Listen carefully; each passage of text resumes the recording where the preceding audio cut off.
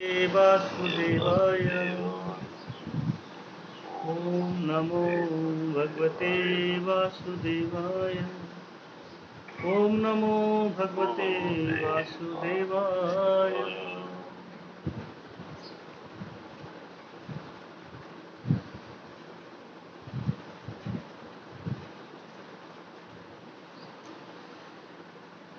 निराशीयत चित्तात्मा त्यक्त सर्व परिग्रह शारीरं केवलं कर्म कुर्वन्नाप्नोति किल्बिषम्। शब्दार्थ निराशी ही फल की आकांक्षा से रहित या निष्काम, यत संयमित चित्त आत्मा मन तथा बुद्धि त्यक्त छोड़ा सर्व समस्त परिग्रह स्वामित्व शारीरम प्राण रक्षा केवलम मात्र कर्म कर्म कुर्वन करते हुए न कभी नहीं आपनोति प्राप्त करता है किल विषम पाप पूर्ण फल। अनुवाद और तात्पर्य जगत गुरु श्रील प्रभुपाद जी के द्वारा। श्रील प्रभुपाद की जय। ऐसा ज्ञानी पुरुष पूर्ण रूप से संयमित मन तथा बुद्धि से कार्य करता है, अपनी संपत्ति के सारे स्वामित्व को त्याग देता है और केवल शरीर निर्वाह के लिए कर्म करता है। इस तरह कार्य करता हुआ वह पाप रूपी फलों से प्रभावित नहीं होता है। तात्पर्य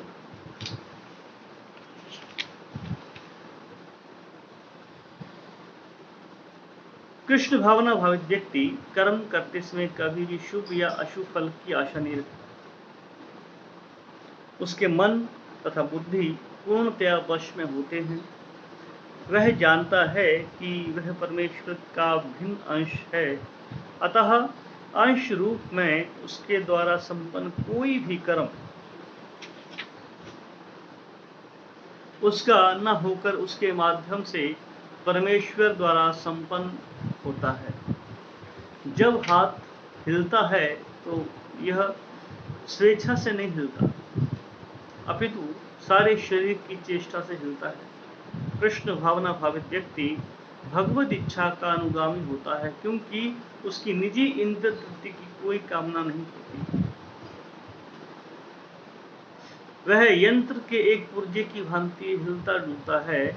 जिस प्रकार रख रखाव के लिए पुर्जे को तेल और सफाई की आवश्यकता पड़ती है, उसी प्रकार कृष्ण भावना भावित व्यक्ति कर्म के द्वारा अपना निर्वाह करता रहता है, जिससे वह भगवान की दिव्य प्रेमा भक्ति करने के लिए ठीक बना रहे। अतः वह अपने प्रयासों के फलों की प्रति निश्चेष्ट रहता है।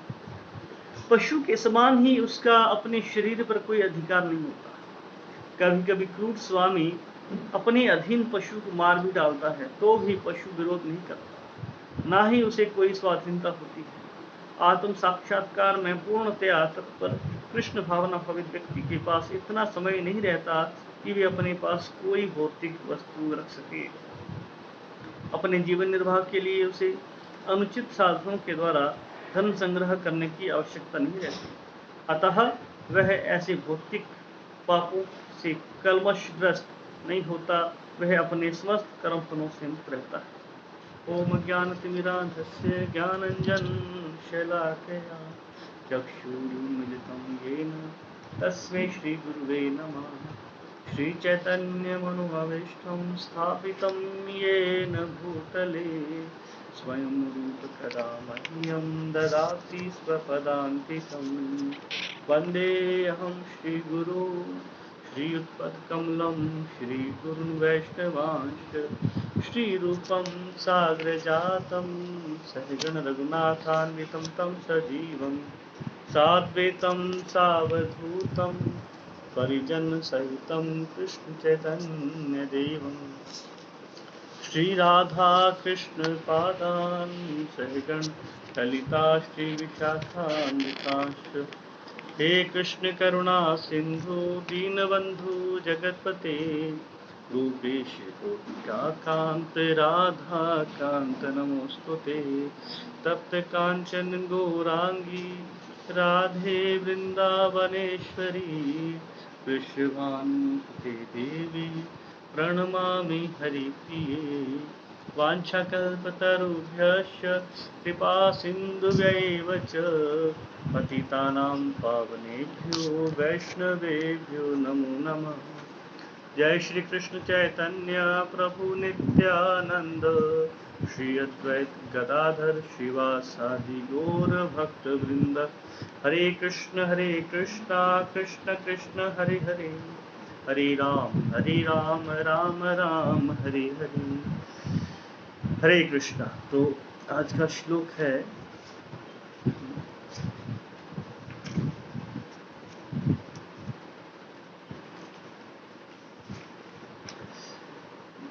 निराशी यच्चित्तात्मा त्यक्त सर्वपरिग्रह शारीरम केवलम कर्म कुर्वन्नाप्नोति किल विषय। ऐसा ज्ञानी पुरुष पूर्ण रूप से संयमित मन तथा बुद्धि से कार्य करता है, अपनी संपत्ति के सारे स्वामित्व को त्याग देता है और केवल शरीर निर्वाह के लिए कर्म करता है। इस तरह कार्य करता हुआ वह पाप रूपी फलों से प्रभावित नहीं होता है। और सुंदर श्लोक आज का भी। तो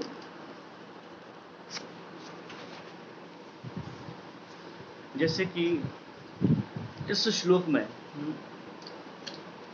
भगवान ऐसी स्थिति के बारे में बता रहे हैं जिसमें व्यक्ति क्या करता है, शरीर के द्वारा जो है कर्म करते हुए भी पाप का नहीं बनता। कर्म करता है शरीर से पर उसका पाप नहीं बनता।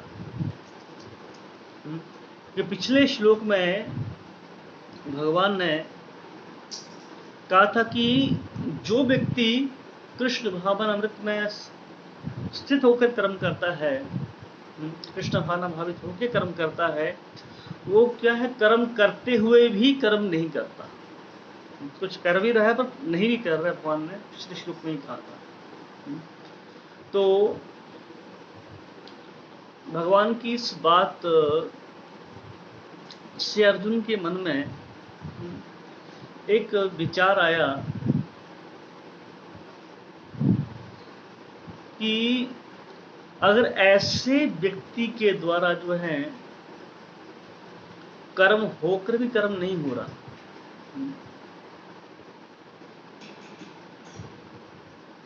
और कृष्ण की नजर में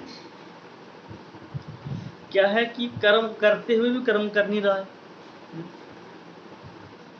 तो अर्जुन के मन में बात ये आई कि जहां तक मेरी बात है, अर्जुन सोचता है कि जिस जगह पे मैं खड़ा हूँ, जिस युद्ध में मैं लगा हूँ, उस युद्ध में मेरे सगे संबंधी हैं सारे, ये सारे मारे जाएंगे। मेरे जो कुटुंबी हैं, मेरे परिवार के हैं, इनकी मैं हत्या करने वाला हूँ। तो ऐसे में इतना भयानक काम करते हुए, इनको मारते हुए मैं कैसे मान लूं कि मैं नहीं मार रहा हूँ। ये अर्जुन के मन में प्रश्न जो है दौड़ था कि मैं अपने आप को कैसे समझाऊंगा कि मैं इनको नहीं मार रहा हूँ। अर्जुन के मन में ये विचार चल रहा है यहाँ पर। तो यहाँ पर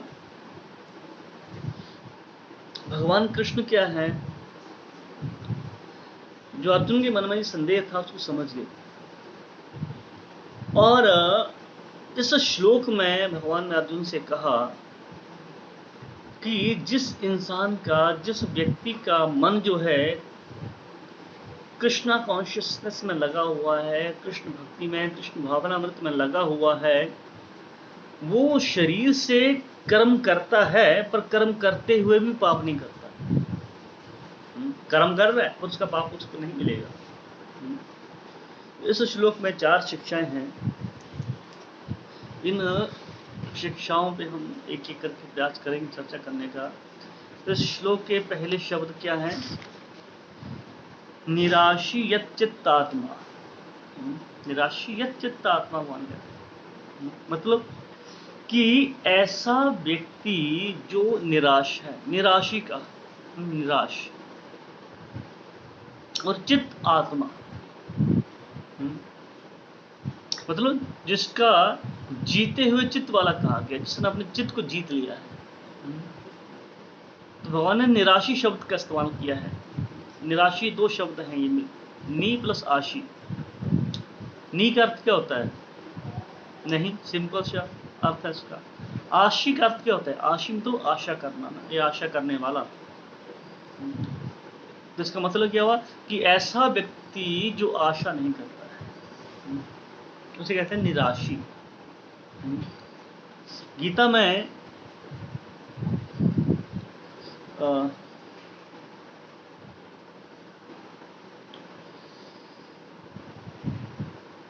भगवान यहाँ पे कहना चाह रहे हैं कि जो कृष्णा भावना भावित होता है वो निराश होता है।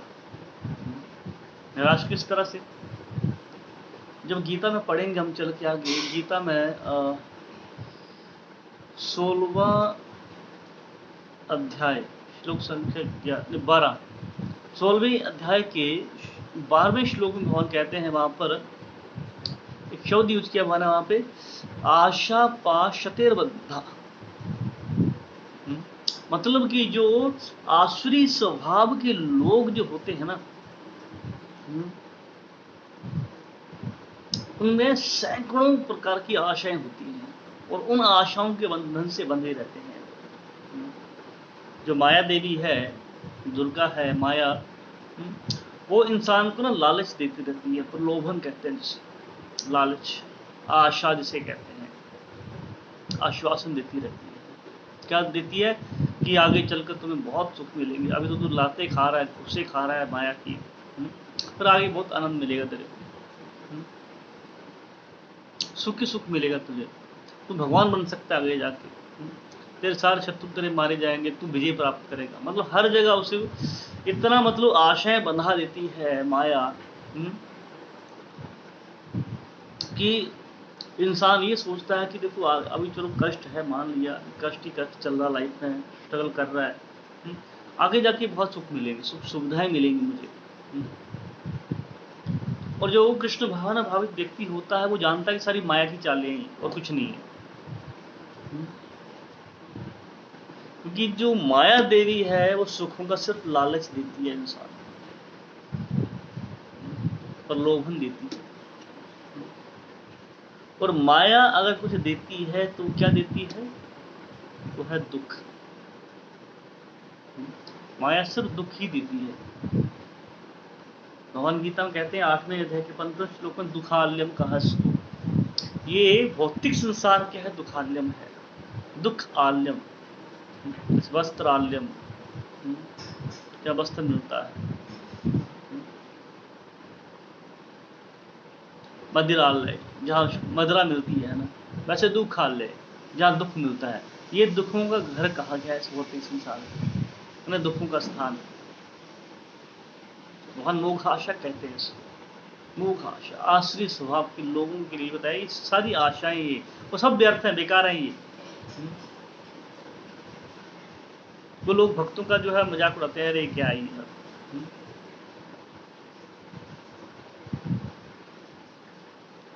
और इसके चलते प्रकृति जो है उनको दंड देती है। वो सुखों की इच्छा रखते हैं पर वो सुख मिलते नहीं उनको।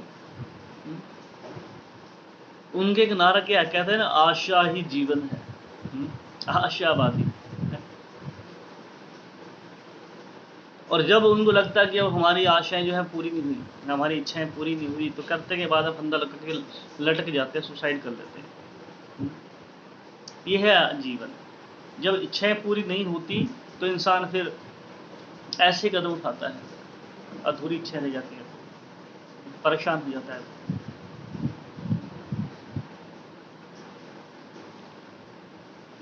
श्रीमद् भागवत में 11वें स्कंद में एक पिंगला की कथा आती है। पिंगला वैश्य थी, बड़ा सुंदर वर्णन उसके बारे में हम पढ़ते हैं। तो जो पिंगला जो वैश्य थी, जब उसके ऊपर भगवान की कृपा हुई ना, तो उसको ना इस संसार की जो एक्चुअल में जो उसका है ना वास्तविकता है, जो असली रूप है, उसको ज्ञान हो गया उसका। तब उसको अनुभव हुआ, वो कहती है वहां पे, वो आशा ही परम दुखम नैराश्यम परम सुखम, कहती है कि आशा क्या है, परम दुखम, परमम दुखम कहा, ये आशा बहुत बड़ा दुख है ये, और निराश्यम परमम सुखम, और निराशा क्या है, ये परम सुख है। ऐसा क्यों कहा? क्योंकि मैं आपको एक उदाहरण से समझाता हूं। प्रभुपाद जी हमेशा निराश रहते थे। ये क्या बात होगी, भक्ति होगी निराश, निराशा मतलब क्या? क्योंकि प्रभुपाद जी के अंदर इस कृष्णा कॉन्शियसनेस को फैलाने का ना पूरे विश्व में, कि मैं इसको फैलाऊंगा, हरि नाम का प्रचार करूंगा, बहुत उत्साह था उनके अंदर, जो हमारे अंदर नहीं है। हमें बोलना पड़ता है, अरे कुछ कर लो, कुछ कर लो। प्रभुपाद जी के अंदर बहुत उत्साह था।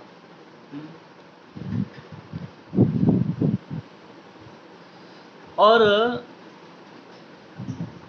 भविष्य को लेकर हमसे निराश रहते थे। वो कहते थे कि अगर कृष्ण चाहेंगे तो सफलता मिलेगी। बात सही भी है। कृष्ण के ऊपर विश्वास था हमको। कृष्ण चाहेंगे तो सफलता मिलेगी, कृष्ण नहीं चाहेंगे तो नहीं मिलेगी।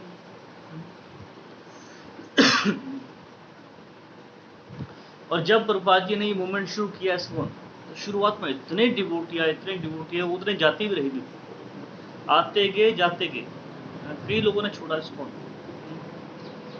तो कुछ भक्त आए प्रभुपाद जी के पास और प्रभुपाद जी से कहा कि प्रभुपाद जी, कि बहुत से लोग जो है इस आंदोलन को छोड़ के जा रहे हैं। तो प्रभुपाद ने कहा, कहते ये आश्चर्य की बात नहीं है, हमें निराश ही रहना चाहिए।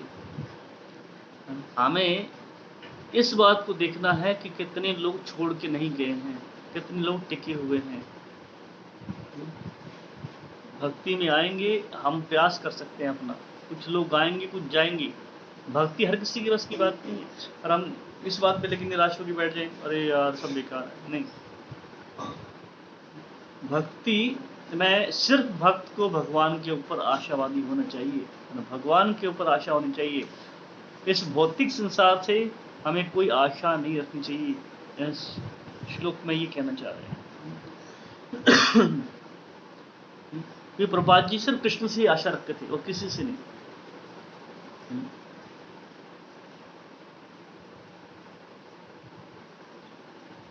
प्रभुपाद जी ऐसे थे, सिर्फ कृष्ण से आशा रखते थे। और आशा में इतना फेथ था प्रभुपाद जी का। जब प्रभुपाद जी प्रचार करने गए तो उन्होंने देखा कि सब ये जानवरों की लाइफ जी रहे हैं, तमोगुणी लाइफ, सड़क पे खाना पीना सोना। हिप्पी तो थे, नशे में धुत रहते थे, जानवरों की लाइफ जीते थे वो लोग सारे। तो प्रभुपाद जी ना प्रार्थना करते थे। प्रभुपाद जी कहते थे कि आप कितने दयालु हैं, आप मुझे यहाँ लाए हैं तो कोई ना कोई मकसद तो होगा आपका, कुछ ना कुछ तो काम मुझसे करवाने वाले होंगे, इसलिए लाए आप। और आपकी इच्छा से ही ये सारे जीव माया में हैं, और आप चाहें तो ये माया से छूट भी सकते हैं। तो प्रार्थना करते कि मेरी बस यही प्रार्थना कि इनका उद्धार करो, और अगर आप चाहो तो मेरी वाणी जो है उसको ऐसा बना दो, ऐसी शक्ति दे दो कि ये मेरी बात को समझ सके, मेरे शब्द ऐसे हो कि ये समझ सके उन शब्दों को, उनके दिमागों में घर कर जाए। तो परमात्मा रूप में जैसे आप मेरे अंदर है वैसे इनके अंदर भी है। तो आप अगर इनके अंदर से इनको प्रेरणा दोगे तो समझ पाएंगे, अनुभव कर पाएंगे, और ये जितने दुख हैं इनके, इनसे मुक्त हो पाएंगे। तो हमेशा वो भगवान से प्रार्थना किया करते थे। उसे कहते हैं निराशी। अगले शब्द है इसके चित्तात्मा, निराशी चित्तात्मा। तो यहाँ है यत चित्त आत्मा, यत चित्त आत्मा शब्द यूज किया है। ये तीन शब्द हैं, यत चित्त आत्मा, तीन शब्द हैं यहाँ पे। यत संयमित और चित्त आत्मा यानी मन या बुद्धि का। तो एक एक शब्द का इसका क्या अर्थ है इसका? यत चित्त आत्मा, है ना। यत का अर्थ होता है एक तरह से, यत और पानी लिखते हैं यहाँ पर, संयमित मतलब कि नियंत्रित, ना, कंट्रोल में, रोका हुआ, यानी वश में किया हुआ। तो यत का अर्थ होता है रोका हुआ, मान लीजिए किसी ने रोक लिया है।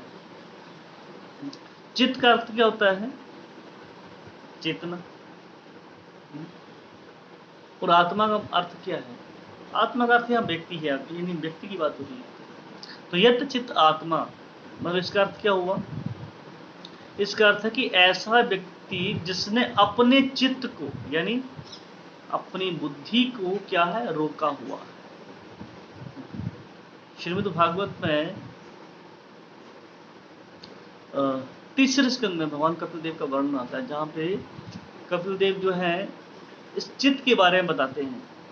कहते हैं कि चित्त जो है सतोगुणी की वो अवस्था है जिसमें भगवान का ज्ञान प्राप्त होता है।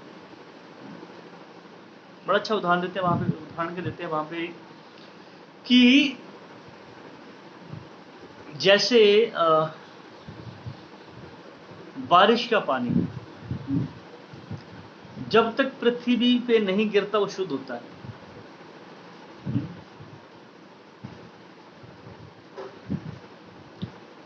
और उसी तरह जो शुद्ध चेतना है, उसी शुद्ध चेतना में कृष्ण की अनुभूति हो सकती है, कृष्ण को समझा जा सकता है। और शुद्ध चेतना होने पर जो है भगवान की कुछ देर तक किंचित मतलब कि सिर्फ एक झलक दिखाई पड़ती। जैसे आप भागवत पढ़ते हैं, अभी नारद मुनि का वर्णन चल रहा है, नारद मुनि को भगवान ने सिर्फ झलक मात्र दी थी, फिर अंत ध्यान हो गया। तो जो शुद्ध चेतना होती है ना, शुद्ध चेतना में ही भगवान की झलक देखी जा सकती है, ऐसे नहीं। जैसे एक और उदाहरण और समझा सकता हूँ, उसमें एक उदाहरण और ले सकते हैं समझने के लिए इसको। जैसे ना पानी होता है, साफ हो, शांत हो, जिसमें कोई गंदगी ना हो, ऐसे पानी में क्या होता है, आप नीचे की हर एक चीज ना साफ साफ देख सकते हो। उसमें कंकड़ है, मछलियां हैं, शैवाल है, एक एक चीज साफ साफ दिखेगी अगर पानी साफ होगा तो। वैसे ही अगर हमारी चेतना शुद्ध है, तो शुद्ध चेतना जब होती है तो सारी चीजें साफ साफ दिखती हैं। उस टाइम इंसान भगवान की झलक भी देख सकता है, अपने आप को पहचान सकता है, जिसे कहते हैं आत्म साक्षात्कार।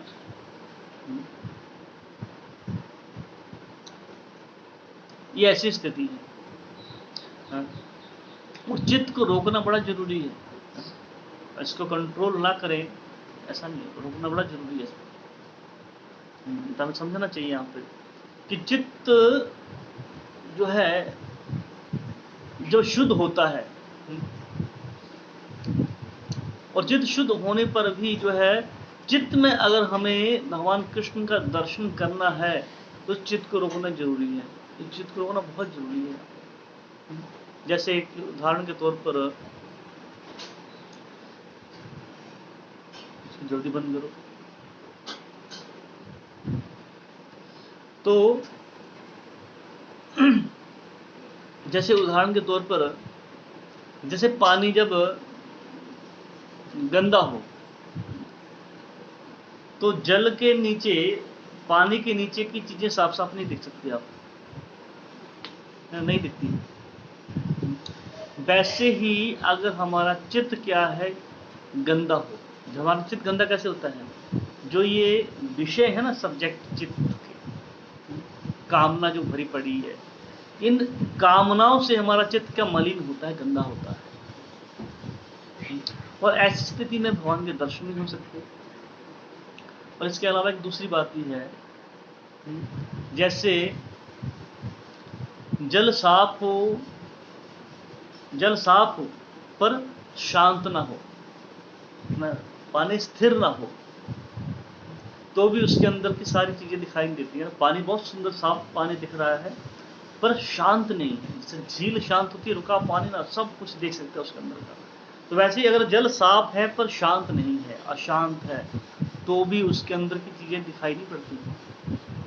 वैसे ही चित्त शुद्ध है, मान लिया हमारा, चित्त शुद्ध होने पर भी अगर चित्त शांत नहीं है, चित्त चंचल है, चंचला ही मना, कृष्ण गीता में अर्जुन कहता है चित्त चंचल है, तब भी भगवान कृष्ण के दर्शन नहीं होते। जैसे पानी में जो पड़ी हुई चीज को देखने के लिए दो चीजें जरूरी हैं। दो चीजें कौन कौन सी हैं? पहली चीज क्या है? चित्त स्वच्छ होना, चित्त का साफ होना, ये जरूरी है। और दूसरी बात क्या है? चित्त का शांत होना। पहला साफ होना, दूसरा शांत होना, वो दोनों जरूरी बातें हैं ये। वैसे ही भगवान का दर्शन करने के लिए भी दो चीजें आवश्यक हैं। पहली क्या है? चित्त साफ होना चाहिए, और दूसरी क्या है? चित्त जो है शांत होना चाहिए, रुका हुआ होना चाहिए। तो भगवान यहाँ कह रहे हैं कि जो कृष्ण भावना भावित व्यक्ति है वो यत चित्त आत्मा होता है। मतलब उसका चित्त शुद्ध होने के साथ साथ क्या है? स्थिर भी होता है।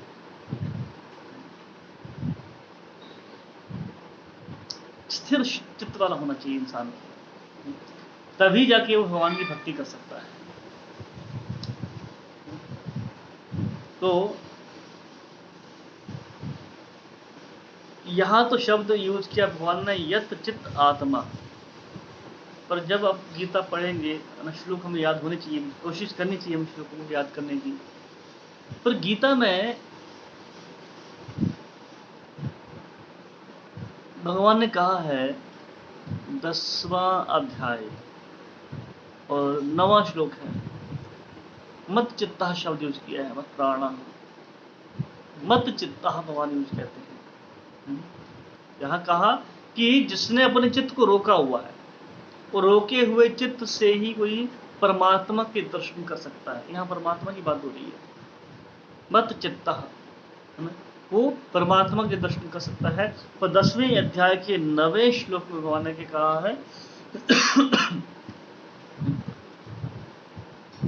यत मत चित्त, यहाँ यत चित्त कहा, सॉरी, यहाँ यत चित्त आत्मा कहा है, तो 10वें अध्याय में मत चित्त कहा भगवान ने। और 10वें अध्याय के 9वें श्लोक में मत चित्ता का, और आगे यही शब्द भगवान ने 18वें अध्याय में फिर यूज किया है, वहां मत चित्ता शब्द यूज किया भगवान ने। इसका मतलब क्या कि ऐसा व्यक्ति जिसका चित्त क्या है? कृष्ण में लगा हुआ है, और ऐसी स्थिति में कोई भगवान कृष्ण के दर्शन कर सकता है। तुम्हें समझना क्या होगा यहाँ पे? यत चित्त आत्मा व्यक्ति क्या करता है? परमात्मा के दर्शन कर सकता है। पर मत चित्त आत्मा क्या है? जिसका, कृष्ण कहते हैं मत चित्त, जिसका चित्त मेरे में लगा हुआ है, वो ही मेरे दर्शन कर सकता है। और कृष्ण का दर्शन परमात्मा के दर्शन से ज्यादा श्रेष्ठ है। भागवत में पढ़ा होगा अपने,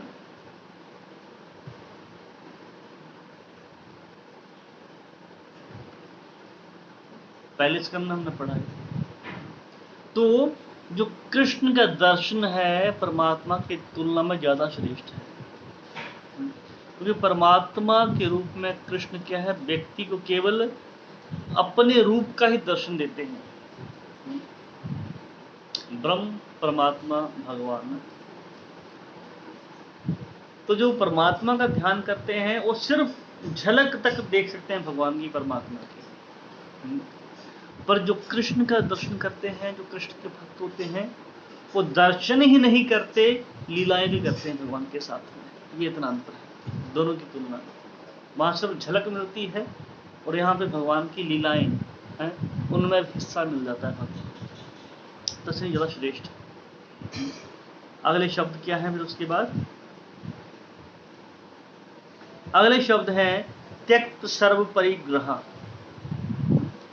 त्यक्त सर्व परिग्रह भगवान कहते हैं आपको। मतलब क्या है? त्यक्त सर्व, त्यक्त क्या होता है ना, शब्दों से ही पता चल रहा है। त्यक्त होता है त्यागना, सब छोड़ देना। और परि सर्व मतलब सब कुछ, परिग्रह जो उसकी अपनी चीजें हैं। अपनी चीजें क्या हैं? मतलब कहने का भाव यह है कि उसने अपनी सारी संपत्ति स्वामित्व को त्याग दिया है। भगवान कहना चाह रहे हैं आप त्यक्त सर्व परिग्रह शब्द यूज किया, जिसने अपना सब कुछ त्याग दिया है। इसके अर्थ जिसने घर, पत्नी, बच्चे, अपनी संपत्ति सब त्याग दिया, उसे कहते हैं सर्व त्यक्त सर्व परिग्रह। भगवान कह रहे हैं कि जो कृष्ण भावना भावित व्यक्ति क्या है, कृष्ण को पाने के लिए अपने घर का, अपने परिवार का, अपने संबंधियों को भी त्याग सकता है।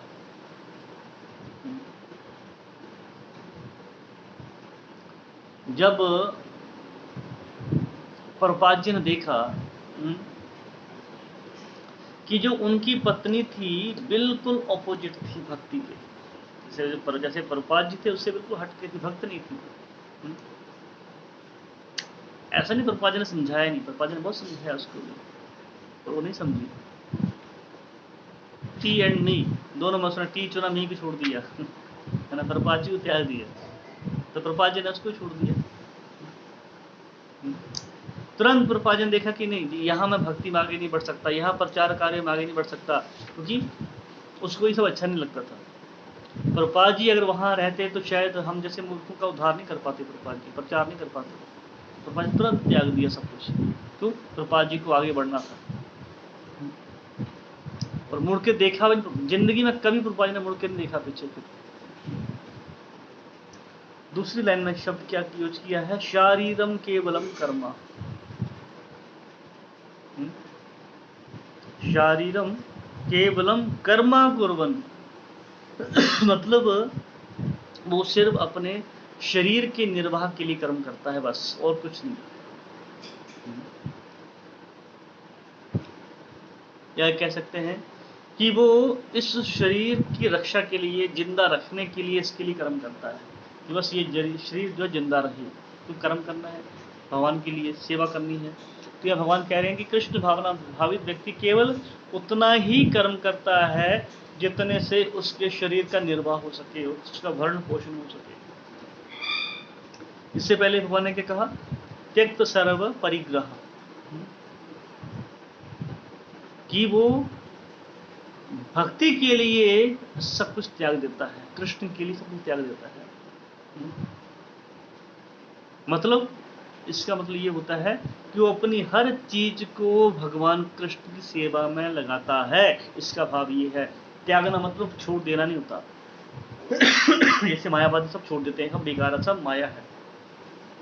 माया पर है किसकी? है तो भगवान की। तो जिसकी माया उसकी सेवा में लगाओ ना, उसकी सेवा में लगाओ। तो भक्त क्या करता है? हर चीज को भगवान कृष्ण की सेवा में लगा देता है। तो यहाँ पर प्रश्न पूछ सकता है कि अगर भक्त अपनी हर चीज को भगवान कृष्ण की सेवा में लगाता है तो उसका जीवन कैसे चलता है, जीवन निर्वाह कैसे होता है उसका? तो इस प्रश्न के उत्तर भगवान यहाँ कह रहे हैं, शारीरम केवलम कर्मा कुर्वन्, मतलब कि वो अपने लिए केवल उतना ही कर्म करता है जितने से उसका शरीर का भरण पोषण हो सके, निर्वाह हो सके, उसके प्राणों की रक्षा हो सके, सिर्फ इसलिए कर्म करता है। इस श्लोक के तात्पर्य में प्रभुपाद जी क्या कहते हैं? देखिए, कहते हैं कृष्ण भावना भावित व्यक्ति भगवद इच्छा का अनुगामी होता है क्योंकि उसकी निजी इंद्रिय तृप्ति की कोई कामना नहीं होती है, क्योंकि वह यंत्र दिखा है कि एक पुर्जे की भांति हिलता डुलता है। जिस प्रकार रख रखाव के लिए पुर्जे को तेल और सफाई की आवश्यकता पड़ती है, उसी प्रकार कृष्ण भावना भावित व्यक्ति कर्म के द्वारा अपना निर्वाह करता रहता है, जिससे वह भगवान की दिव्य प्रेमा भक्ति करने के लिए ठीक बना रहे। अतः वह अपने प्रयासों के फलों के प्रति निश्चेष्ट रहता है। पशु के समान ही उसका अपने शरीर पर कोई अधिकार नहीं होता। कभी कभी क्रूर स्वामी अपने अधीन पशु को मार भी डालता है तो भी पशु विरोध नहीं करता, ना ही उसे कोई स्वाधीनता होती है। आत्म साक्षात्कार में पूर्णतया तत्पर कृष्ण भावना भावित व्यक्ति के पास इतना समय नहीं रहता कि वे अपने पास कोई भौतिक वस्तु रख सके। अपने जीवन निर्वाह के लिए उसे अनुचित साधनों के द्वारा धन संग्रह करने की आवश्यकता नहीं रहती। तो यहाँ पर प्रभुपाद जी पालतू जानवर का उदाहरण दे रहे हैं, पालतू पशु के बारे में बता रहे हैं। बिल्कुल सही स्टिक उदाहरण दिया प्रभुपाद जी ने यहाँ। ये जो पालतू पशु होता है, कुत्ता, गाय, बैल, घोड़ा, गधा, जितने भी हैं पालतू पशु,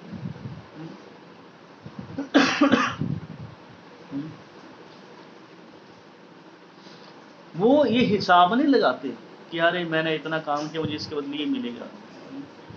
बैल को हल में जोतोगे तो सैलरी थोड़ा मांगते आपसे।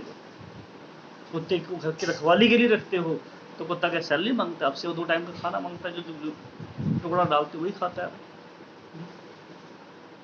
वो हिसाब नहीं मांगता, वेतन नहीं मांगता, उसे वेतन मिलता भी नहीं। पशुओं की आवश्यकता क्या है? रहना और भोजन और सुरक्षा देना। सुरक्षा देना और खाना, उसको यही तो चाहिए। इसके अलावा उनको कुछ चाहिए नहीं इंद्रिय तृप्ति के लिए।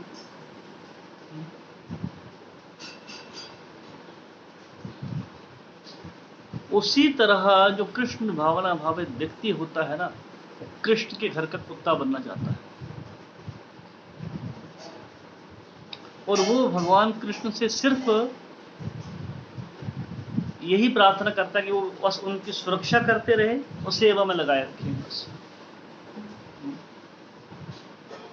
ये उसका भाव होता है। जितने भोग विलास हैं वो चाहता हूँ कृष्ण के लिए करता है। उनको अच्छे से अच्छे पकवान बनाएगा, बढ़िया से बढ़िया सुख सुविधाएं भगवान को देना चाहेगा, बढ़िया से बढ़िया मंदिर बनवाने का प्रयास करेगा। हम क्या करते हैं, हम अपने लिए तो आलीशान महल बना लेते हैं और भगवान के लिए छोटा सा कुटिया, छोटा सा कमरा घर के बाहर बना के छोड़ देते हैं।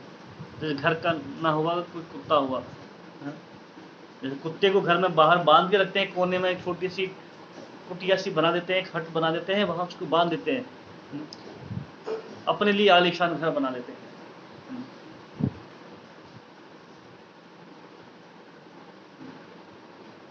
और भक्त होता है भगवान के लिए बेस्ट से बेस्ट करना चाहेगा। खुद गर्मी में सोए थे, भगवान की एसी होनी चाहिए, बढ़िया से बढ़िया भगवान की पकवान होनी चाहिए, बढ़िया से बढ़िया व्यवस्था होनी चाहिए भगवान के लिए। ये है उसका, बल्कि हर चीज जो है भगवान की सेवा के लिए।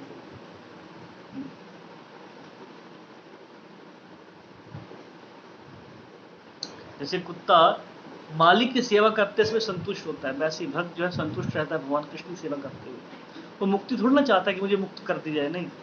कुत्ता वहां उसे लात मारोगे, लाठी से मारो, कुत्ता दुम उठा के आपके इर्द गिर्द ही घूमेगा, तो पालतू वफादार होता है। वैसे ही भक्त भी होता है, भगवान की सेवा में ही लगा रहता है। चैतन्य महाप्रभु शिक्षाष्टकम में क्या कहते हैं? किसी को चौथा श्लोक याद है? चौथा श्लोक क्या है शिक्षाष्टकम का? कौन बताएगा?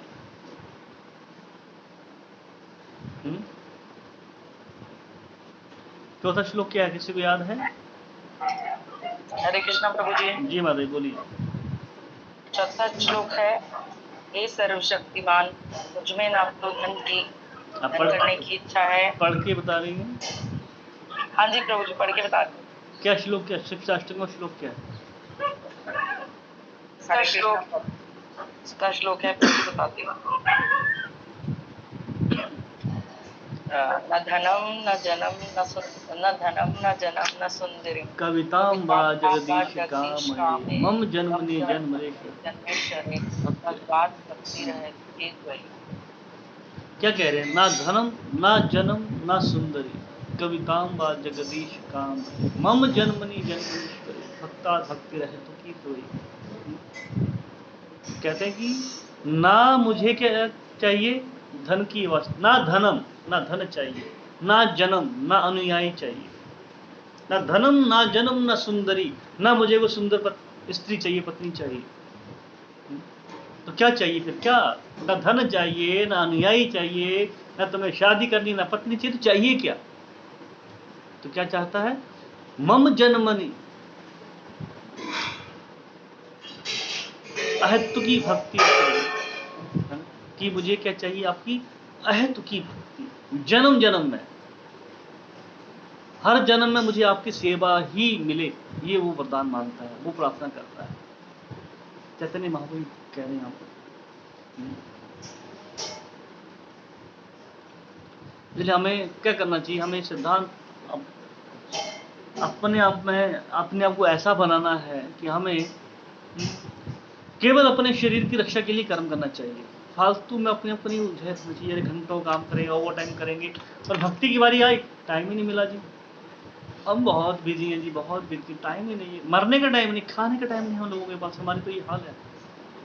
माला की बारी आती है तो टाइम ही नहीं मिला, क्लास क्यों नहीं अटेंड करी, टाइम ही नहीं मिला, और भी काम थे।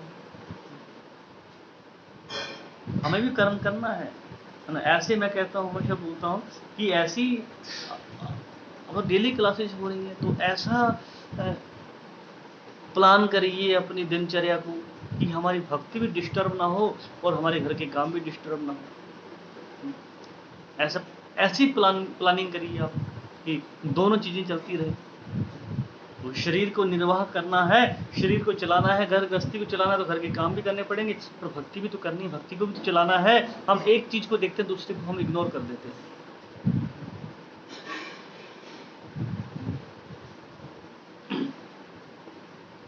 हमें अपना समय भक्ति में भी लगाना चाहिए। हमें कृष्ण भावनामृत को समझना चाहिए।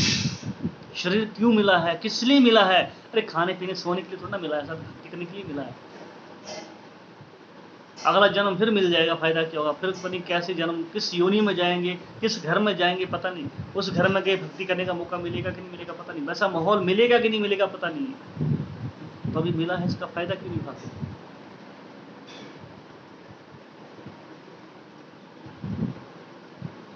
अपने आप की जो ना सो कॉल्ड अपनी जो जरूरतें बढ़ानी नहीं चाहिए हमें लोग। हमें अपनी जरूरतों को कम करके ज्यादा से ज्यादा समय हमें भक्ति में भी लगाना चाहिए। बड़ा जरूरी है, अपना समय भक्ति में भी लगाइए।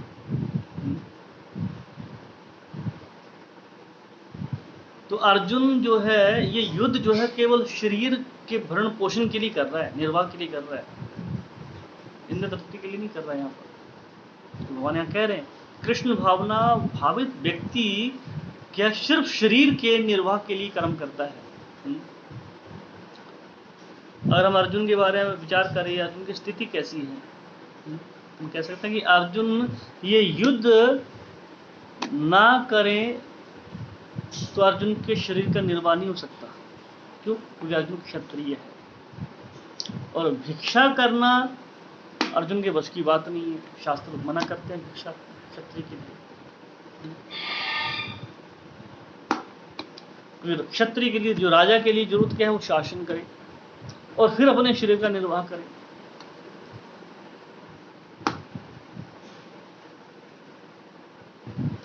कृष्ण ने तो कोशिश करी थी युद्ध को बंद करें, युद्ध को खत्म किया जाए, युद्ध हो ही ना, बड़ा प्रयास किया कृष्ण,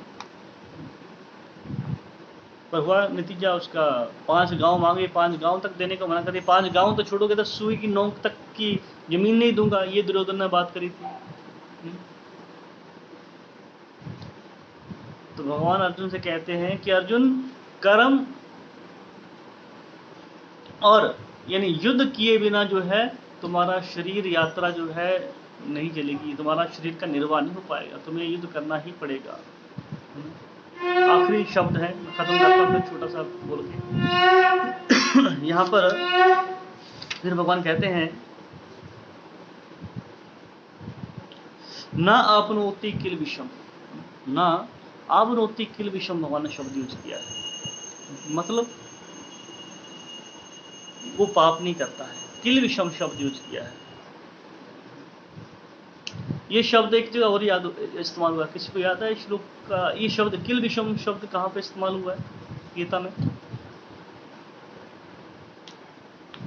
नहीं पता। अभी हमने पिछले अध्याय में पढ़ा होगा, यज्ञ शिष्टासन संतो मुच्यन्ते सर्व किल विषय, किलबिशी शब्द वहाँ आया ना, कि भगवान कहते हैं कि मेरे भक्त सारे पापों से मुक्त हो जाते हैं। क्यों? वो यज्ञ में भोग लगा कर खाते हैं। किलबिशी पाप शब्द यूज, किलबिश शब्द यूज किया भगवान ने, किलबिशी पाप शब्द इस्तेमाल किया भगवान ने। अब आता ना तमराज किलबिश की क्या आता था, है ना। किलबिश शब्द संस्कृत का है, पाप शब्द इस्तेमाल किया भगवान ने यहाँ पर, तो किलबिश यूज कर रहे हैं भगवान। यहाँ पर कह रहे हैं कि न आपनोति किलबिशम, भगवान कह रहे हैं यहाँ पर कि उसको कोई पाप नहीं लगता, और ना वो पाप करता है। अब अगर हम इस जो भगवान ने ये जो शिक्षा दी है उसको पिछली शिक्षाओं से जोड़ा जाए तो बात क्या बनती है? केवल शरीर निर्वाह के लिए कर्म करने से व्यक्ति पाप नहीं करता। इसके अलावा एक दूसरी बात समझ सकते हैं यहाँ पर कि केवल शरीर के द्वारा यानी कोई बुरा कर्म करता है तो ही पाप नहीं लगता। पाप तब लगता है जब शरीर और मन के द्वारा, दोनों के द्वारा बुरा कर्म किया जाए। क्योंकि भक्त का नेचर क्या होता है? भगवान के लिए कर्म करना होता है, अपने लिए नहीं करना। अपने लिए कर्म करेगा तो पाप लगेगा। इसलिए केवल शरीर निर्वाह के लिए अगर कोई बुरा कर्म करे तो पाप नहीं लगता। उदाहरण के लिए छोटा सा उदाहरण देता हूँ मैं आपको समझाने के लिए। जैसे इस्लाम धर्म है, मुस्लिम धर्म, इस्लाम धर्म में पशु हत्या के बारे में अनुमति दी गई है। हाँ, तुम मार सकते हो, खा सकते हो, कहा गया सुनो। तो प्रभुपाद जी बताते थे इसके बारे में कि ऐसा क्यों है उसके धर्म में, उन चीज़ों में इस्लाम में ऐसा क्यों कहा गया कि तुम मांस खा सकते हो। क्योंकि इस्लाम धर्म शुरू ऐसी जगह से हुआ है, ऐसी स्थान से हुआ है जहाँ अन्न भोजन नहीं उगाया जा सकता। रेगिस्तान, अरब की कंट्री, जहाँ पे पानी की कमी होती है, जहाँ पे अन्न की कमी होती है, और वहाँ पे शरीर को बचाने के लिए, शरीर की रक्षा करने के लिए, शरीर का भरण पोषण करने के लिए पशु हत्या करना जरूरी है। क्योंकि बिना पशु के खाए जिंदा कैसे रहेंगे। तो ऐसी स्थिति में अगर कोई पशु हत्या करके खाता है तो अपराध नहीं कहा गया, उस स्थिति में अपराध नहीं, क्योंकि उनके लिए मजबूरी है ऐसी, वो ऐसी स्थिति में उनको पैदा किया भगवान, क्योंकि मेन कर्म है। कर्म के चलते ही भगवान ऐसी जगह पे आपको जन्म देंगे कि आप वैसे माहौल में पैदा होंगे, आपको ऐसा माहौल भगवान प्रदान करेंगे। सारे खेल कर्मों का ही देखा जाए तो उनके लिए पाप नहीं, वो पशु योनि जी रहे हैं, पशु ही हैं, पशु खा रहे हैं, तो पशु को से उम्मीद क्या कर सकते हैं। तो भगवान ने ऐसी व्यवस्था उनके लिए कर दी। तो अगर कोई जैसे अर्जुन इनका वध कर रहा है, तो अर्जुन वध कर रहा है इंद्र तृप्ति के लिए नहीं कर रहा है, शरीर के सिर्फ भरण पोषण के लिए कर रहा है, समाज में एक अच्छी व्यवस्था बने रखने के लिए कर्म कर रहा है, उनका वध कर रहा है, तो अर्जुन के लिए पाप नहीं है, भगवान कहना चाह रहे हैं, है ना। ठीक है, धन्यवाद। अब अगर किसी का कोई प्रश्न है तो हम 1 या 2 प्रश्न ले सकते हैं, लेकिन टाइम ज़्यादा ना लगे किसी का। कोई प्रश्न है किसी का?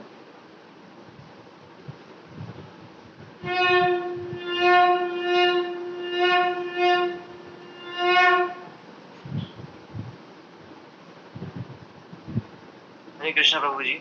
हरे कृष्णा। मुझे मेरा आज के सेशन से रिलेटेड तो क्वेश्चन नहीं है, लेकिन एक मैं देख रहा था तो मुझे एक ऐसे नॉर्मल क्वेश्चन था कि ऋत्विक्स कौन होते हैं? एक ऋत्विक मतलब ऐसा कुछ है क्या? हाँ, ऋत्विक इस्कॉन में 2 लोग हैं, एक और है क्या? मैं अक्सर कहता हूँ बहुत जी, प्रश्न क्लास से संबंधित होना चाहिए। ठीक है, सॉरी प्रभु जी।